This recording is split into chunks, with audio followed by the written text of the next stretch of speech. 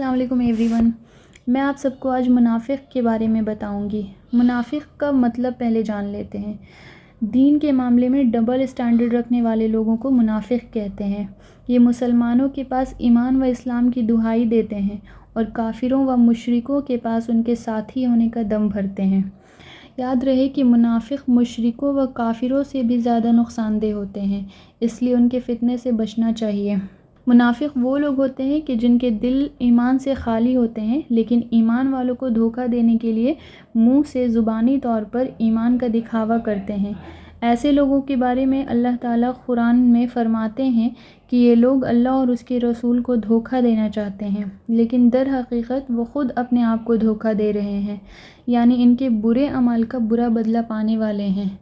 کیونکہ اللہ عالم الغیب ہیں، وہ ہر قسم کے علم کے مالک ہیں، وہ اپنے مخلوق کی ہر قسم کی نیتوں سے باخبر ہیں. بہرحال ہم سب کو غور کرنا چاہیے کہ یہ ساری صفات کہیں ہم میں تو نہیں. جھوٹ، وعدہ خلافی، گالی گلوچ اور دھوکہ کہیں ہمارا شیوا تو نہیں ہے. کہیں ہم نام کے ہی مسلمان اور صفات کے منافق تو نہیں ہیں. تو ہمیں چاہیے کہ ان تمام معاملوں میں بہت احتیاط کریں، اور دعا ہے کہ اللہ ہمیں کہنے سننے سے زیادہ عمل کی توفیق دے، ہمیں نفاق کی تمام خصالتوں سے بچائے رکھے، جب تک ہمیں زندہ رکھے، اسلام اور ایمان پر زندہ رکھے، اور خاتمہ ہمارا ایمان پر ہو. جزاک اللہ خیر.